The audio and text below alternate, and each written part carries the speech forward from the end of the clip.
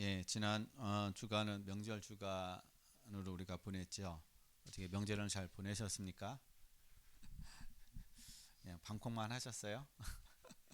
예, 어, 아무튼 올 명절은 좀 이렇게 코로나와 어떤 이런 부분 때문에 사실 명절다운 어떤 그런 명절보다는 그냥 집에 있는 어떤 그런 시간들이 좀 많았던 것 같습니다. 어쨌든 명절은 끝났고 이제 우리가 또 일상으로 또 돌아가야 될 어떤 그런 또 시간입니다. 여러분들이 한 주간 동안 푹 쉬셨고 그리고 다시 힘을 얻으심으로 또 내일부터 시작되는 그 한 주간도 여러분 하나님 안에서 하나님 주시는 힘을 가지고 여러분 승리하는 그런 한 주간 되시기를 바랍니다. 그래서 오늘 우리가 말씀이 하나님의 영광을 위하여, 그래서 한 주간도 저와 여러분이 하나님의 영광을 위하여 살아가는, 그리고 하나님의 영광을 위해서 여러분이 누리는 그런 삶이 되시길 바랍니다. 네.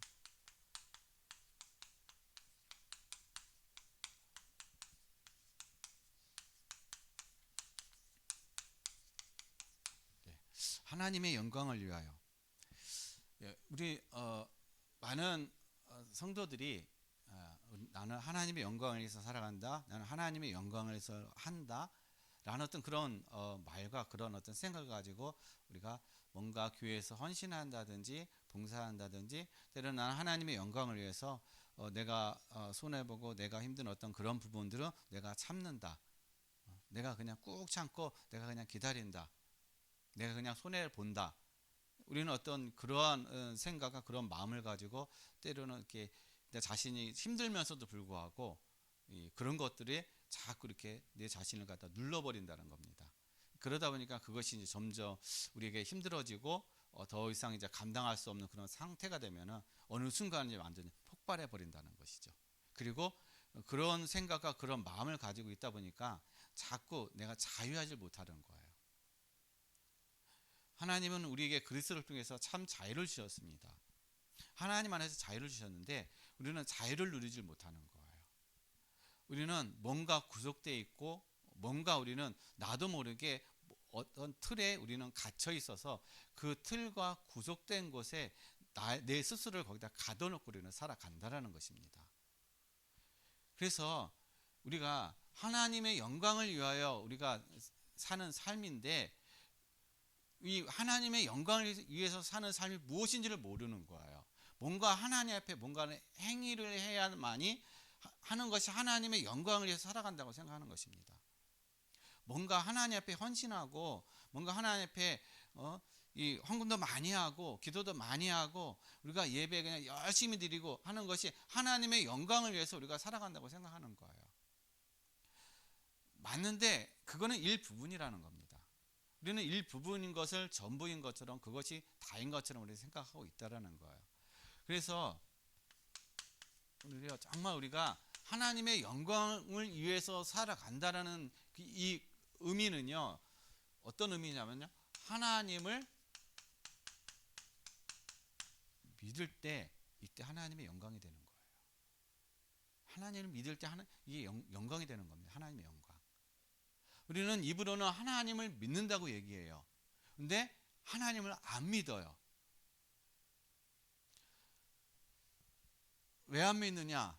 하나님은 눈에 안 보이시고 우리는 현실의 삶 속에서 문제와 환경과 그 속에 우리가 있다 보니까는 자꾸 눈에 보이는 환경과 문제 속에 우리의 마음과 생각이 자꾸 거기에 빼앗겨 버리는 거예요. 하나님이 우리 눈에 안 보이니까 하나님이 나와 함께하고 있다는 사실을 우리가 모르고 살아간다는 겁니다. 아니, 우리가 망각하고 살아가는 거예요. 지식으로는 알고 있는데 진짜 우리의 삶 속에서 이 하나님이 나와 함께하는 것들을 우리가 온전히 누리지를 못하고 있다는 겁니다. 그렇다면 우리가 하나님을 믿는다는 얘기는 어떤 의미가 있느냐 하면은요, 무엇을 하나님을 우리가 믿는다고 얘기하느냐, 하나님의 주권을 인정하는 거예요. 하나님 주권.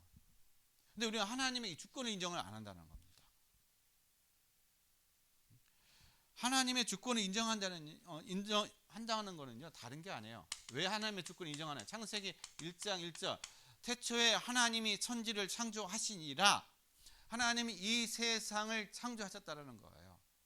그리고 하나님 이 세상을 창조하시고 내가 이 세상 만들어 놨으니까 너희들 마음대로 알아서 해라. 하나님이 그냥 내버려 두시지 않는다는 겁니다. 창조하시고 이 세상 모든 것들을 하나님이 다 주관하시고 이끌어 가시고 다 섭리하고 계시다라는 겁니다. 저와 여러분의 삶의 모든 삶의 순간순간마다 하나님은 다 섭리하고 계시고 하나님 다 주장하고 계시고 하나님은 다 인도하고 계신다는 거예요. 근데 그렇기 때문에 하나님은 바로 우리의 모든 삶이 어떻게 해요? 우리의 삶의 모든 것 책임지시는 분이 누구냐면 바로 하나님이라는 거예요. 그래서 우리는 하나님의 그 주권 속에 있다라는 겁니다. 근데 내가 하나님의 주권을 인정 안 하는 거예요. 자꾸 문제, 상황, 어려움, 환경 그걸 가지고 자꾸 우리는 불평하고 원망하고 또 낙심하고 그런단 말이에요. 여러분, 우리가 하나님을 믿는다는 건 하나님의 주권을 인정하는 거예요. 어떠한 문제, 어떠한 상황 속에서도 여기는 하나님의 계획이 있고 하나님의 주권이 있다. 하나님의 뜻이 있다. 우리가 그것을 인정하는 겁니다. 왜냐? 온 세상을 창조하시고 인도하시고 섭리하시고 이끌어 가신 분이 하나님이시기 때문에 내가 비록 어려움 당하고 내가 비록 힘든 어떤 그런 상황이 있다 할지라도 그 속에는 하나님의 분명한 주권 속에서 하나님의 계획이 있는 것이에요. 근데 자꾸 우리는 어떻게 해요? 이것을 인정 안 하고 내 방법대로 내 생각대로 내가 원하는 대로 어떻게 해요? 뭔가 문제가 해결되어지고 빨리 이것이 어떻게 해요? 이루어져야 된다는 그런 생각과 그 마음이 있다라는 거예요. 그러니까 조급한 마음이 드는 것입니다. 그래서 여러분, 하나님을 믿는다는 얘기는 하나님의 주권을 인정하는 거예요. 모든 것에. 그래서 여러분, 하나님의 주권을 인정하시길 바랍니다. 그 다음에요, 하나님을 믿는다는 얘기는 하나님의 내가 말씀 속에 있는 걸 얘기하는 거예요. 하나님의 말씀 속에. 왜냐?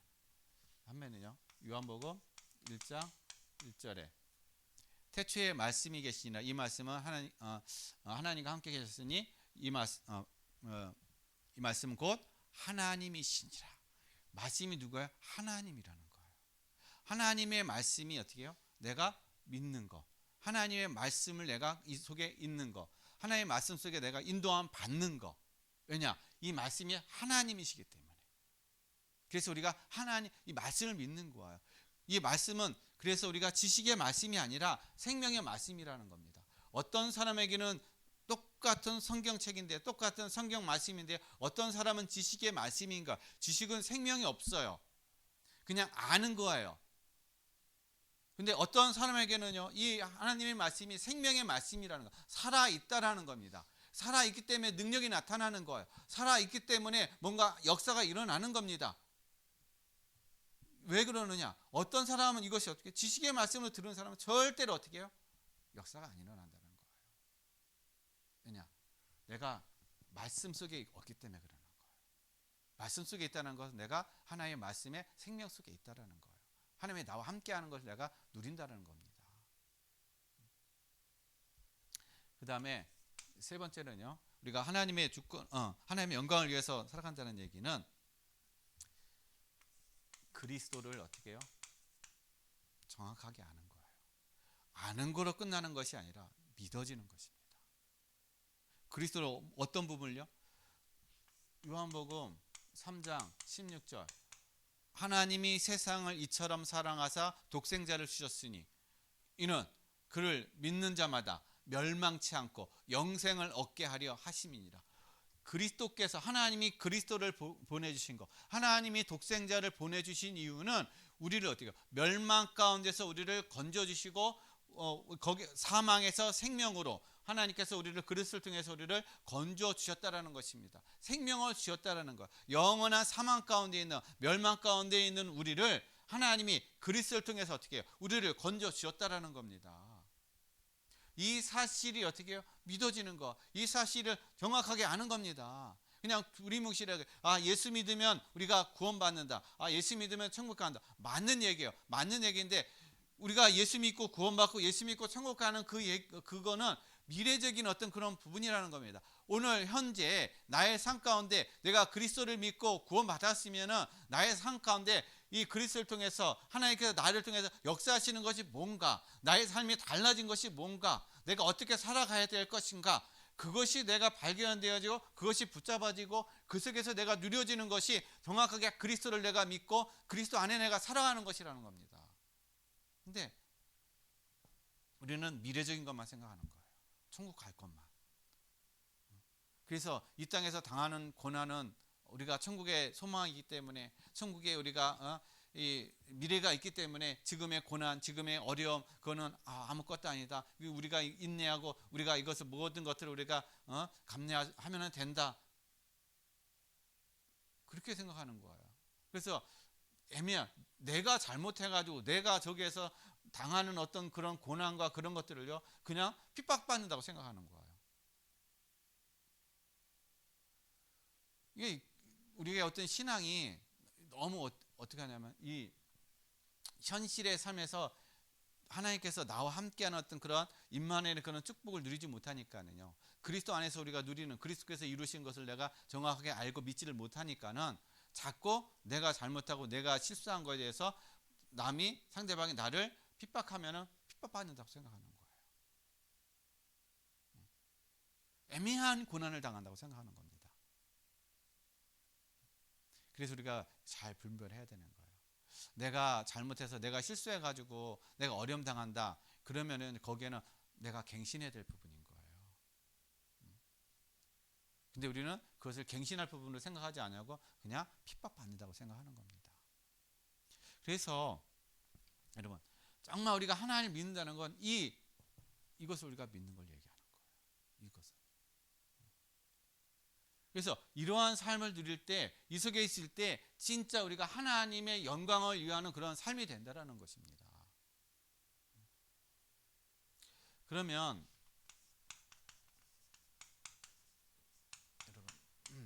여러분,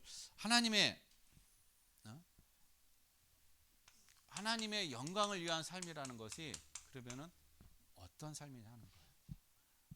우리가 하나님의 영광을 위한 삶을 살아간다는 것이 그러면 우리가 우리의 삶 속에서 어떻게 우리가 하나님의 영광을 위한 삶을 살아갈 것인가, 오늘 우리가 함께 말씀을 나누고자 합니다.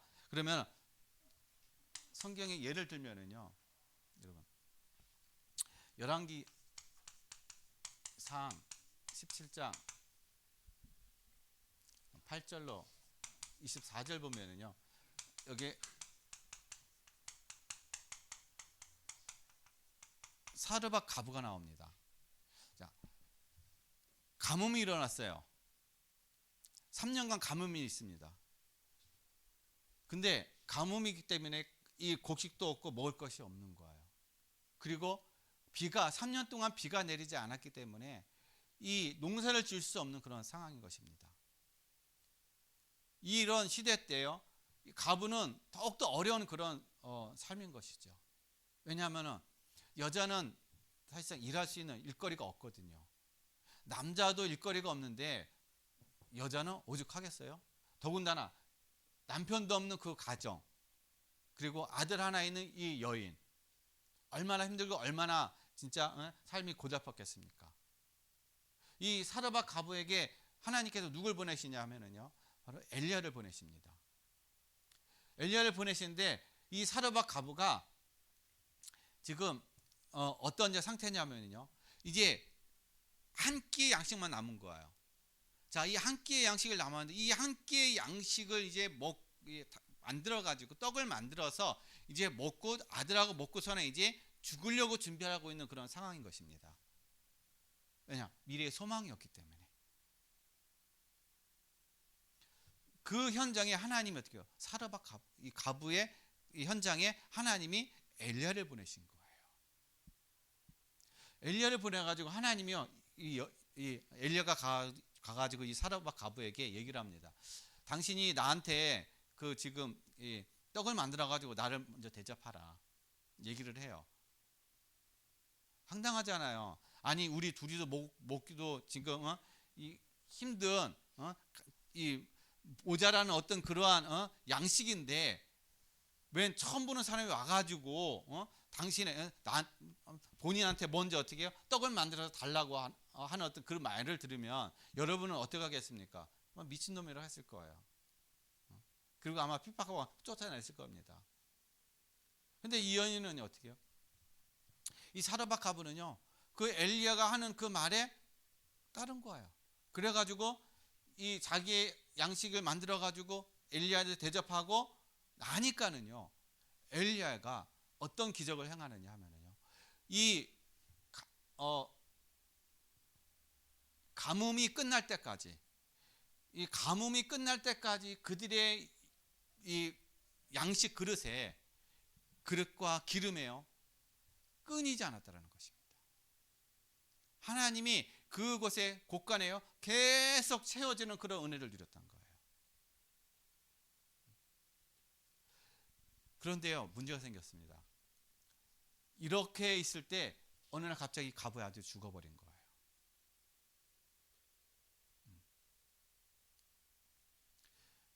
그러면은 이 사르밧 가부의 아들이 죽었으면은 이 여인은요, 더 이제 낙심하고 다 저기 할 거란 말이에요. 그런데 엘리야가요, 이 아들을 살려줍니다. 죽었던 아들을 살려줘요. 자, 죽었던 아들을 살려주는데 그때서 이 여인이 사르밧 가부가요, 이 엘리야에게 하는 말이 뭐라고 얘기하느냐? 내가 이제야 당신이 입에서 하는 그 말이, 당신이 하나님의 진실한 종이고 당신이 하는 말이 다 응답되어지고 다 이루어지는 것, 신실한 하나님의 말씀인 걸 내가 믿습니다라는 어떤 그런 고백을 한다는 거예요. 무슨 얘기냐면요, 하나님의 영광을 위한 이해한다는 것은 바로 이 가부가 자기 아들이 죽었다가 살아나는 그 문제가 아니라, 하나님은요, 이 가부를 통해서 이 엘리야의 엘리야가 하나님의 선지자라는 사실을 어떻게 해요? 하나님은 이 여인을 통해서 알게 하시고 그것을 어떻게 해요? 믿게 하셨다라는 거예요. 우리에게 필요한 게 뭐냐? 믿음이라는 거예요. 믿음. 하나님은 이 사르밧 가부에게 뭘 주었냐면요, 엘리야를 통해서 믿음을 줬다라는 거예요. 어떤 사건을 통해서? 과부의 자기의 아들이 죽고 다시 살아나는 그것을 통해서 믿음을 주셨다라는 겁니다. 말씀을 믿게 한 거, 하나님의 말씀을. 그래야 할 때 어떻게 해요? 하나님의 영광이 드러나는 겁니다. 이 여인을 통해서 이 엘리야가 하나님의 영광을 드러내는 그러한 어떤 역사를 이뤄갔다라는 거예요. 그 다음에 두 번째로는요, 열왕기하 4장 8절로 37절인데 똑같은 어떤 그런 사건인데요, 여기에는요, 수넴 여인입니다. 여기도 마찬가지예요. 여기는 엘리야고 여기는 엘리사입니다. 자, 엘리사가 이 수넴 여인 집을 갔는데, 이 수넴 여인은 잘 사는 집이에요. 남편도 있었고. 그런데 이 여인에게 문제가 있었습니다. 어떤 문제가 있었냐면 아들이 없는 거예요. 남편은 나이가 많아요. 근데 이 여인에게 이 집안에 아들이 없기 때문에 그것이 아마 큰 고민이었을 겁니다. 근데 이 수넴 여인이요, 엘리사를 자기 집에 모셔가지고 엘리사가 자기의 고장 올 때마다 이 엘리사를 늘 대접한 거예요. 늘 공경한 겁니다. 자기네 집 한 켠을 내줘가지고, 방을 하나를 내줘가지고 거기서 쉬게 만든 겁니다. 그렇게 이 수넴 여인은 엘리사를 대접하고 엘리사를 그렇게 어떻게 해요? 수발을 들은 거예요. 그때 엘리사가 이 여인에게 이 가정에 필요한 것이 무엇인가라고 이제 물었을 때 이 여인은요, 우리에게 필요한 거 없다라고 얘기합니다. 그런데 이 엘리사의 이 종이었던 게하시가요, 엘리사에게 얘기해요. 보니까는 이 가정에 아들이 없는 것 같아요. 그러니까는요, 엘리사가 이 수넴 여인을 불러가지고 얘기를 합니다. 내년 이맘때에 당신에게 이 집에 아들이 있을 것이다. 아들이 태어날 것이다. 라고 얘기를 합니다. 그래서 그 다음에 어떻게 해요? 정말 아들이 태어나요. 그런데 문제가 생겼어요. 이 아들이 자라면서요, 어느 날 들판에 있을 때, 아버지하고 있을 때 머리가 아프다고 하는데, 이 아버지가 이 아들을 늙은 나이에, 이제 나이가 먹은 나이에 아들을 얻었으니까 얼마나 기쁘겠어요. 얼마나 이 아들이 소중하겠습니까? 그러면 아들하고 같이 있던 아빠가 이 아빠가 아들하고 같이 있었는데 아들이 아프다고 하면은 이 아이를 데리고 어디로 가야 됩니까? 병원으로 가야 되잖아요. 치료를 하기 위해서 병원으로 찾아가든지 아니면 의사를 불러와야 되잖아요. 그런데 이 남편은요, 이 아이를 하인을 종을 시켜가지고 이 엄마한테 데려가라고 합니다. 이 상황이 무슨 상황이냐면요, 지금 남편은요, 성경에 정확하게 나와 있지 않지만 남편은 아내를 의심하는 거예요. 나는 나이가 많은데 그동안 우리 집에는 아들이 없었는데 이 엘리사가 와서 오고 나서부터 어떻게 오고 바로 아들이 생겼단 말이에요. 그러니까 이 남편으로서 의심이 생기는 거예요. 그래서 그 아들을 어떻게 해요? 아내한테 보내버리는 겁니다. 그러니까 밭에서 일하고 있는 아내한테 보내는 거. 그래서 밭에서 일하고 있는 아들이 갔을 때 그 아들이 이제 거기서 어떻게 해요? 머리가 아프고 계속 앓다가 이제 죽습니다. 그리고 나서 이 여인은요, 엘리사에게 찾아가 가지고 자기의 그 슬픈 마음을 토로해 놔요. 그때 엘리사가 또 어떻게 와가지고 이 아들을 살려줍니다. 자, 이 수네임 여인하고 사르밧 가부하고의 어떤 그런 똑같은 아들이 죽고 그리고 아들이 살아나는 어떤 그러한 역사인데요. 다른 게 뭐냐면은요, 이 수네임 여인은 자기의 가지고 있는 모든 것들, 모든 어떤 넉넉하고 모든 것이 한 그런 환경 속에서도요, 자기는 이 수네임 여인은 이 엘리사를 어떻게 해요? 선지자로서 인정하고 선지자를 극진하게 대접하고 선지자에게 모든 것들, 편의를 다 제공해 줬다는 것입니다. 다시 말해서 이 수네임 여인은 모든 걸 다 헌신한 거예요. 자, 헌신했는데 가정에 위기가 와버린 겁니다. 이 가정에요. 그런데 그것을 극복하게 하신 거예요. 그런데요, 그것으로 끝난 것이 아니라 열왕기하 8장 1절을 보게 되면요, 어떤 또 일이 일어나느냐면, 이 아들이 살아나고 나서 이제 얼마 지나지 않아서 그 이스라엘 땅에 7년의 가뭄이 옵니다. 자, 7년의 가뭄이 오는데 그것을 엘리사가 안 거예요. 엘리사가 이 수네임 여인한테 가가지고 뭐라고 얘기하냐면, 당신과 당신은 이 7년 동안 이제 이 땅에 가뭄이 올 건데 이 가뭄을 피할 다른 곳으로 어떻게 해요? 가라는 거예요. 이 현장을 피하라는 겁니다.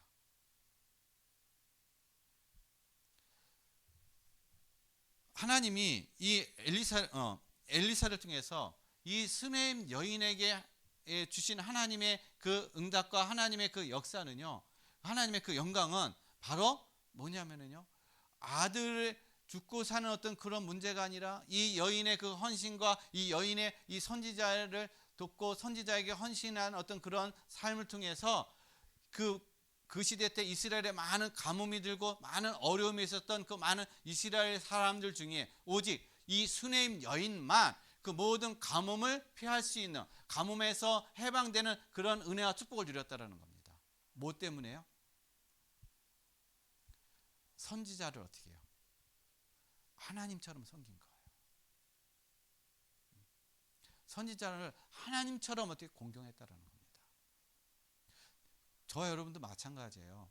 저와 여러분도 하나님을 어떻게, 하나님의 영광을 위한, 내가 하나님의 주권, 말씀, 이 그리스도를 정확하게 알고 어떻게 해요? 이 속에서 내가 하나님의 인도받고 하나님과 함께하는 것을 여러분이 누리고 여러분이 이 속에서 여러분이 살아가게 되면 하나님이 이 땅에 여러분 주변, 우리의 삶의 주변에서 많은 사람이 어려움당하고 힘들고 하는 어떤 그런 삶인데, 여러분만은 어떻게 하나님이 거기서 건져내셔서 하나님이 여러분을 어떻게 해요? 세워주신다라는 겁니다. 어떻게 세워주시냐? 많은 사람들 앞에 세워주시는 거예요. 이 여인도 하나님이 그랬다는 거예요. 가뭄을 피해서 블레셋 땅으로 이방 나라로 갔는데 가뭄이 끝나고 나서 돌아옵니다. 돌아오는데요, 자기의 집 모든 재산을 다 가지고 피했잖아요. 도망갔잖아요. 그러면 그 7년 동안 없었던 그 땅은 다른 사람이 다 차지하고 그 땅의 밭도 다른 사람이 다 차지해서 농사지었을 거 아니에요. 그리고 다 소출을 거뒀을 거 아니에요. 돌아오고 나서 그 왕한테 가가지고 얘기를 합니다. 왕한테 가서 얘기를 하는데 내 땅을 찾기를 원합니다. 그 왕한테 가서 얘기했을 때요, 그 왕이요, 이 사람이 엘리사가 그의 아들을 살렸던 그 여인이라는 사실을 알고 이 왕이 신하들을 시켜가지고요, 이 여인이 7년 동안 곡식을 거두지 못했던 그 모든 값과 그의 모든 땅과 그 모든 것을 다 돌려줘라 라고 어떻게 명령을 내린다라는 거예요. 그러니까 하나님 앞에 우리가 헌신하고 하나님 앞에 하는 모든 것들은요, 다 뭐냐, 거적 없는 거예요. 하나님은 모든 것들을 어떻게 해요? 다 배려해 가지고 하나님은 돌려주신다라는 것입니다. 그래서 우리가 하나님의 영광을 위해서 뭔가 내가 얻기 위한 것이 아니라 정말 하나님을 내가 섬기고 하나님의 말씀의 주권과 말씀과 이 그리스도 안에서 여러분이 누리는 그런 삶이 될 때 진짜 응답을 누리고 진짜 축복을 누려가는 삶이 된다는 거예요. 그러니까 그 축복이 내가 얻으려는 것이 아니라 그냥 따라와지게 돼 있다는 사실인 것입니다. 그래서 여러분이 정말 그 하나님의 그런 영광된 그런 삶을 누리시길 바랍니다. 그 다음에 사도행전 7장 60절 말씀 보면요, 스데반의 순교가 나옵니다. 여러분, 한 사람의 순교, 한 사람의 죽음. 이 스데반 집사는요, 집사 임명을 받자마자 죽었어요. 순교했습니다. 설교 한번 하고 순교한 사람이 바로 스데반 집사입니다. 근데 성경에서는요, 이 스데반 집사가 많이 나오지, 7장에 나오지만은, 그러나 이 스데반 집사의 순교는요, 그냥 순교가 아니라는 거예요. 하나님의 영광이 드러난 순교입니다. 우리가 생각했을 때, 아니 이 사람 스데반 집사는 돌에 맞아서 순교하고 죽었는데 뭘 그게 하나님의 영광인가? 이 사람이 얼마나 정말 삶이 안 좋은, 안 된 그런 삶이요. 이제 예수님 믿고서나 막 믿고 저기 했는데 바로 그냥 순교해버렸으니까 우리가 봤을 때는 그렇게 보인다는 겁니다. 그러나 하나님은 아니라는 거예요. 하나님은 이 스데반의 이 순교가요, 가장 값진 순교고 가장 하나님의 영광을 드러낸 순교라는 겁니다. 왜냐? 이 스데반의 순교로 말미암아 사도 바울이 어떻게 준비되어 있는 거예요. 앞으로 로마를 복음하고 세계 복음화를 이뤄나갈 그 복음의 모든 길을 열고 복음의 모든 길을 닦을 그 스데반, 아니 그 사도 바울을 하나님은 준비하셨는데 누굴 통해서 준비하셨냐? 바로 스데반 집사를 통해서 하나님은 준비하셨다는 겁니다. 이 사람 스데반 집사는 한 번의 설교로 순교하고 죽었지만 그러나 그의 순교를 통해서요, 많은 그 사도 바울이 준비가 됐고, 또 예루살렘에 많은 핍박이 일어나는 그런 그런 상황을 통해서 하나님은 세계 선교의 문을 열어가는 그런 하나님의 그런 역사를 이루어 나갔다는 거예요. 그러니까 저와 여러분이 어려움 당하고 저와 여러분이 어떤 생명의 어떤 그런 위험을 당하고 때로는 어떤 많은 피해를 당한다 할지라도 그것이요, 그리스도 안에 있기 때문에 하나님의 영광 안에 있게 되면은요, 그것이 헛된 고난이 아니고 헛된 피해가 아니고 여러분 헛된 헌신이 아니라는 것입니다. 그 모든 것들이 다 어떻게 해요? 그것을 통해서 하나님은 전도와 선교와 생명의 역사를 이뤄나가는 그러한 하나님의 영광을 드러내는 그런 삶이 된다라는 거예요. 그래서 우리에게 성경은 우리 고난도 우리 유익이다라는 얘기가 왜 유익이 되느냐? 그 고난이 지금 당장은 내가 힘들고 지금 당장은 고통스럽지만 그러나 그 과정이 거치게 되면 하나님의 시간표가 되면 그것을 통해서 하나님은 구원의 역사를 일어나가는 거고 하나님은 그 생명의 역사를 일어나는 거고 또한 저와 여러분을 통해서 하나님은 또 하나님의 그 축복과 응답이 어떻게 기다리고 있다는 사실인 겁니다. 근데 우리는 이것을 보지 못하고 이것을 알지 못하니까 고난만 어려움만 생각하니까 자꾸 힘들게 생각되어진다는 거예요.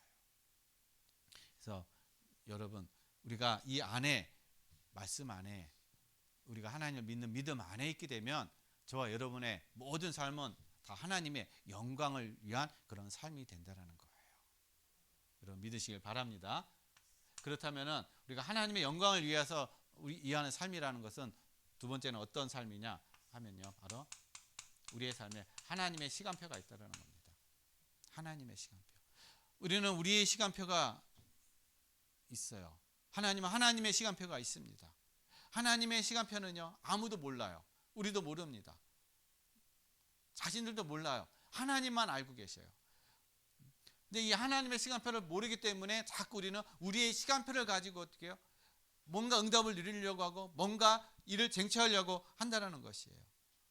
아니라는 겁니다. 하나님의 시간표가 있는 거예요. 하나님의 계획이 있다는 겁니다.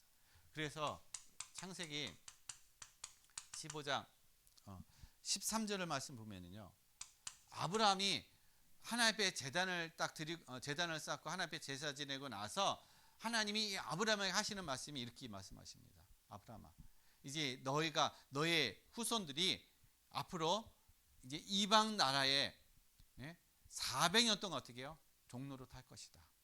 400년 만에 너희 후손이 내가 약속한 이 가나안 땅으로 오게 될 것이다. 그런데 오게 되는데 그 400년 동안 어떻게 되냐? 이방 나라에서 고통을 당할 것이다. 어려움을 당할 것이다. 핍박을 당할 것이다.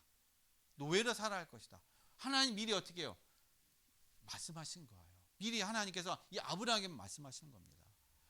이스라엘이 애굽에 가서 노예로 430년 동안 어떻게 해요? 살았잖아요. 그게 하나님은 이 아브라함에게 이미 어떻게 해요? 말씀하신 거예요. 그래서 하나님은요, 이 말씀하신 것을 하나님은 1점이라도 변함없이 430년 만에 하나님은 모세를 통해서 하나님이 이것을 이루셨다라는 것이에요.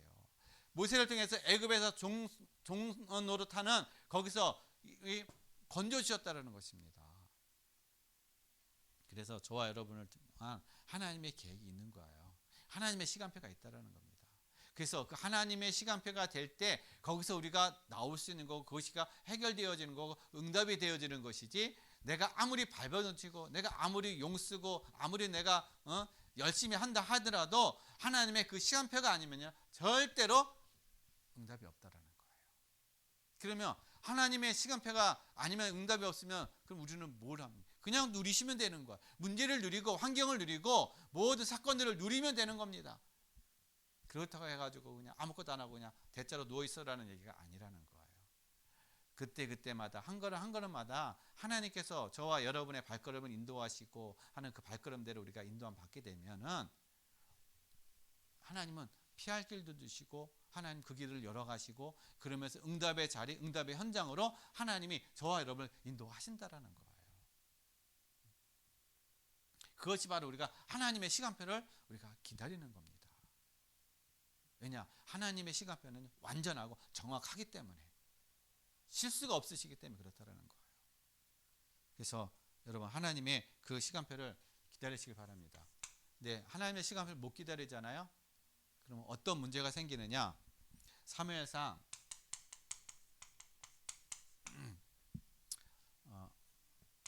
13장 8절로 10절 말씀 보면은요, 여기 어떤 사건이 나오냐면, 지금 이 사울 왕이요, 지금 블레셋이 이스라엘에 쳐들어왔습니다. 자, 블레셋이 이스라엘에 쳐들어왔는데 사울 왕이 지금 블레셋과 싸우기 위해서 지금 딱 대치하고 있는 상황인 거예요.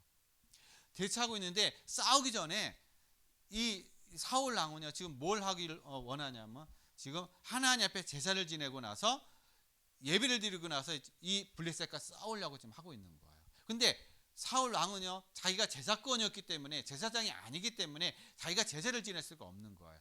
누가 와야 되느냐? 사무엘이 와야 되는 겁니다. 사무엘 선지자가 와야만이 그 제사를 지내가지고 끝난 다음에 이 블레셋과 싸울 수가 있는데, 아무리 기다려도 사무엘이 안 오는 거예요. 사무엘이 온다고 했는데 안 오는 겁니다. 블레셋은요, 이 군대는 막강해가지고 그들이 점점 이렇게 막강하게 자기네 진지로다 오고 있는데, 그래서 이스라엘 군사들은요 점점 두려워하고 있는 그런 상황인데 안 오는 거야, 사무엘이.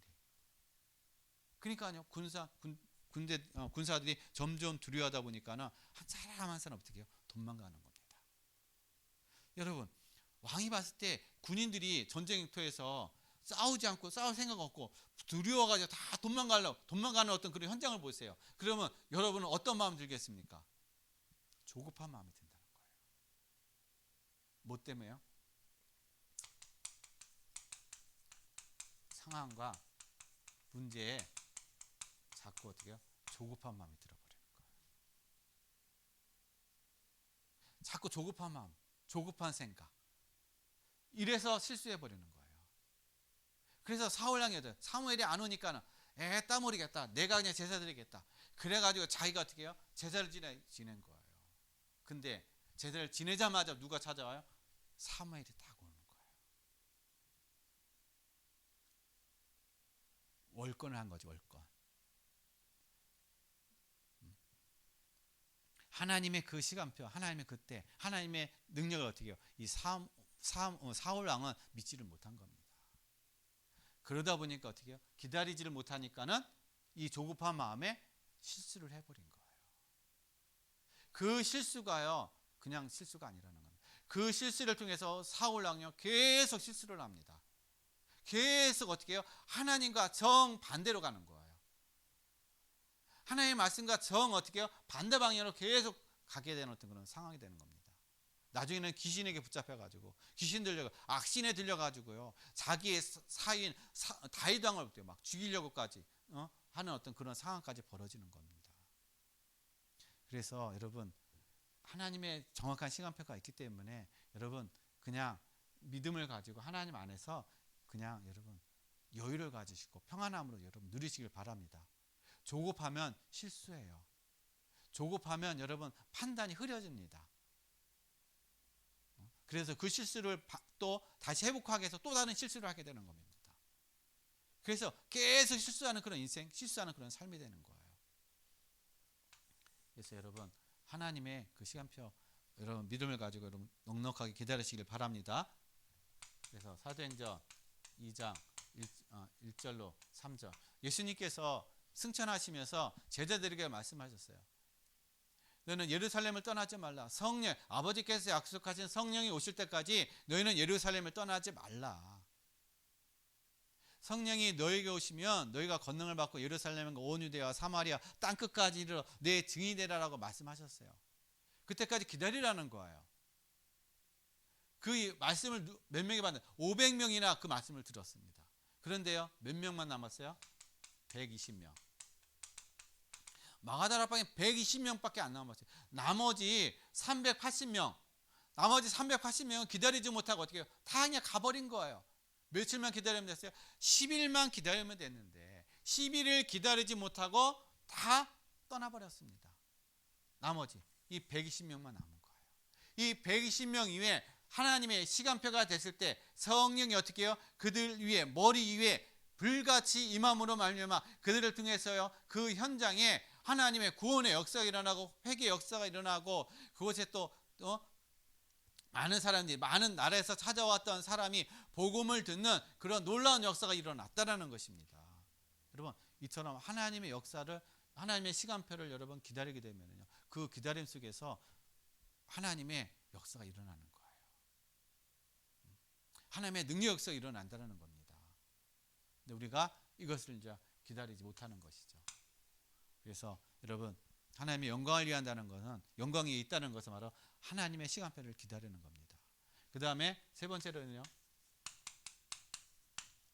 하나님의 영광을 위한다는 것은 우리가 그리스도를 정확하게 알고 믿는 걸 얘기하는 거예요.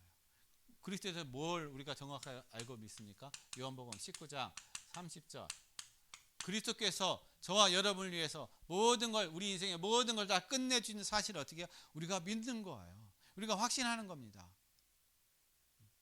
근데 이것이 안 믿어지니까, 이것이 우리가 깨달아지지 못하니까는 자꾸 현실의 삶, 문제, 상황, 그것 때문에 그거에 자꾸 우리가 흔들리고 넘어지고 자꾸 실수한다는 겁니다. 그래서 그리스도께서 우리를 위해서 이루신 것이 뭐냐면요, 우리가 사망 가운데 있는 우리를 어떻게 해요? 생명으로 우리를 옮기셨다는 거예요. 그리스도께서 저와 여러분이 사망 가운데서 영원히 멸망받을 수밖에 없는 우리를 어떻게 해요? 옮기셨다는 겁니다. 왜 우리에게 사망이 찾아왔어요? 죄 문제 때문에. 근데 예수님이 죄 문제를 완전히 다 해결해 주셨잖아요. 그래서 요한복음 5장 24절 말씀에 나를 믿는 자는, 내 말을 믿는 자는, 나를 보내신 자를 믿고 내 말을 믿는 자는 어떻게 해요? 사망에서 생명으로 옮겼느니라. 저 여러분이 사망에서 생명을 어떻게 해요? 하나님이 그리스도를 통해서 옮기셨다는 겁니다. 죄 문제에서 완전히 우리를 해방해 주셨다는 거예요. 그리고 어둠 가운데 있던 우리를 어떻게 해요? 빛으로. 왜 우리 삶이 어둠 가운데 있어요? 우리의 삶이 지옥의 배경인 거예요. 나도 모르게 내 삶이 지옥의 배경이다 보니까 늘 어둠 속에 있는 것입니다. 그러니까 어둠 속에 있다 보니까 길을 찾지 못하는 거예요. 길이 어딘지를 모르는 거예요. 계속 우리는 인생의 헛바퀴를 계속 돌고 있다는 겁니다. 그래서 오늘 예수님께서 요한복음 11장 9절에서 10절에 말씀하시는 것처럼 예수님 말씀하시는 것처럼 예수께서 대답하시되 낯이 12시가 아니냐 사람이 낮에 다니면 이 세상의 빛을 보므로 실족하지 아니하고 밤에 다니면 빛이 그 사람 안에 없는 거로 실족하느니라. 사람은요 우리의 영 속에 빛이 없기 때문에 어둠 가운데 있기 때문에 진짜 인생의 길을 모르는 거야. 진짜 생명의 길을 모르고 살아가고 있다는 겁니다. 그래서 육신적으로만 살아가는 겁니다. 그래서 동물같이 살아가는 거예요. 생명이 없기 때문에. 영적인 생명이 없기 때문에. 그래서 동물과 같은 그런 삶을 그냥 살아가고 있는 것입니다. 우리가 영적인 어둠 가운데 있는 우리를 어떻게 해요? 빛 가운데로 그리스도께서 우리를 어떻게 해요? 인도하셨다는 거예요. 빛으로.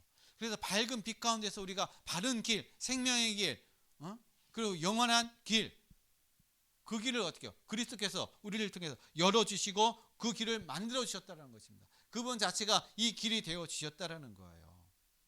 이 사실을 우리가 믿어지고 이 사실을 깨달아져야 된다는 것입니다. 그 다음에 많은 사람이 운명 가운데 있죠. 운명 가운데 매여 있습니다. 자유가 없는 거예요. 이 속에 운명 가운데 살기 때문에. 왜냐? 사단이라는 존재에 어떻게 해요? 다 붙잡혀 있기 때문에 그래요. 사단의 자녀이기 때문에, 마귀의 자녀이기 때문에 운명 속에서 살아갈 수밖에 없습니다. 여기서 빠져나올 수가 없는 거예요. 그런데 그리스도께서 운명 가운데 있는 우리를 어떻게 해요? 완전히 해방해 주셨다는 겁니다. 요한일서 3장 8절 말씀이 어떻게 해요? 죄를 짓는 자마다 마귀에게 속하나니 마귀는 처음부터 어떻게 해요? 범죄함이니라. 하나님의 아들이 나타나신 것은 마귀를 어떻게 해요? 멸하기 위해서 나타나셨느니라 말씀하고 계시다는 겁니다. 그래서 하나님께서 창세기 3장 15절에 하나님 이미 어떻게 아담과 하와가 죄를 범했을 때 이미 하나님은 우리에게 복음을 주셨다는 겁니다. 여자의 후손이 어떻게 해요? 뱀의 머리를 상하게 할 것이니라.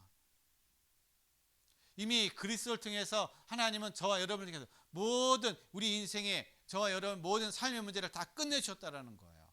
모든 걸 다 완성해 주셨다는 겁니다. 그래서 저와 여러분이 이 사실을 믿고 이 사실을 믿음 안에서 우리가 살아가는 자체가 어떻게 하나님의 영광을 위한 그런 삶이 되는 거예요. 내가 뭔가를 행위적인 것을 하는 것이 하나님의 영광을 위한 그런 삶이 아니라 내가 믿음으로써 고백하고 믿음으로써 나가고 믿음 안에 내가 누리는 그 삶 자체가 어떻게 해요? 하나님의 영광을 위한 삶이라는 것입니다. 그래서 이러한 삶을 살아가는 사람은요 결론적으로 어떤 삶이냐 로마서 8장 39절 이렇게 고백하고 있습니다. 높음이나 기쁨이나 다른 어떠한 피조물이라도 우리를 우리 주 그리스도 예수 안에 있는 하나님의 사랑에서 끊을 수 없으리라. 세상의 그 어떠한 것도 어떠한 피조물도 어떠한 존재도요 하나님의 그 사랑 안에서 우리를 어떻게 해요? 끊을 수 없다라고 얘기하고 있는 거예요. 저와 여러분이 세상의 그 어떤 것도 우리를 어떻게 해요? 하나님의 그 사랑에서 끊을 수 없다는 겁니다. 즉 우리를 멸망시킬 수 없다라는 거예요. 왜냐? 우리를 하나님의 사랑의 줄로 꽉 묶어 있는 거예요. 사랑의 줄로 꽉 묶여 있다니까는요. 보이지 않는 그리스도의 그 사랑의 줄로 하나님 우리를 꽉 묶고 있습니다. 그렇기 때문에 이제는 염려하고 두려울 것이 없는 거예요. 아, 내가 그리스도의 사랑의 줄에 있구나. 그리고 하나님의 사랑 안에 있는 것입니다. 하나님의 사랑 안에. 하나님의 사랑 안에 있다는 얘기는 이미 어떻게 해요? 우리는 저와 여러분 인생은 하나님 안에서 다 끝난 거예요. 그렇잖아요. 부모도 자녀가 부모님의 그 사랑 안에 있으면은요, 부모의 그 모든 걸 다 받고 누릴 수가 있는 거잖아요. 그 자녀가 어떻든 간에 상관없이 하나님 우리를 사랑한다는 건 하나님 안에 있는 우리 모든 걸 우리가 어떻게 해요? 누리고 받을 수 있는 그런 자격이 돼 있다라는 거예요. 이미 모든 걸 받았다라는 겁니다. 그걸로만 끝나는 것이 아니라 이제 어떻게 하나님이 저와 여러분과 함께하고 계시다라는 거예요. 임마누엘로 영으로서 성령으로서 저와 여러분과 함께하는 그런 시간을 우리가 하나님께서 지금 그런 시간을 함께하고 계시다라는 겁니다. 어디 가든지 어느 현장에 있든지 무엇을 하든지 24시 영원토록 하나님이 저와 여러분과 함께 하신다라는 겁니다. 그렇기 때문에 두려워할 필요가 없는 것이고, 그렇기 때문에 염려하고 걱정할 필요가 없다라는 것입니다. 왜냐? 하나님의 모든 주권 안에 있고, 하나님의 그 인도하신 속에 있고, 하나님의 그 계획하신 속에 있기 때문에 염려하고 두려워하고 할 것이 하나도 없다라는 거예요. 우리는 오직 믿음으로 하나님의 성령 안에서 우리가 믿음을 가지고 나가게 되면은 하나님께서 저와 여러분의 모든 삶의 모든 것을 이루어 가시고, 또한 부족하고 연약하지만 저와 여러분을 통해서 하나님이 살아계심이 하나님의 영광을 드러내는 그런 응답과 축복을 누려가는 삶이 되시기를 예수 그리스도의 이름으로 간절히 축원드리겠습니다. 기도하겠습니다. 하나님 아버지 감사드립니다. 오늘 하나님의 영광을 위해서 아버지 하나님 믿는 자는 아버지 하나님의 영광을 본다고 말씀하셨습니다. 하나님 오늘 정말 우리가 하나님의 주권을 믿고 하나님의 말씀을 믿고 그리스도께서 우리를 통해서 이루신 모든 것을 믿어지는, 그래서 우리의 모든 삶이 하나님의 영광을 위한 아버지의 삶이 될 수 있도록 도와주시고 인도해 주시옵소서. 감사함을 드리며 거룩하신 예수 그리스도의 이름으로 기도드렸습니다. 아멘.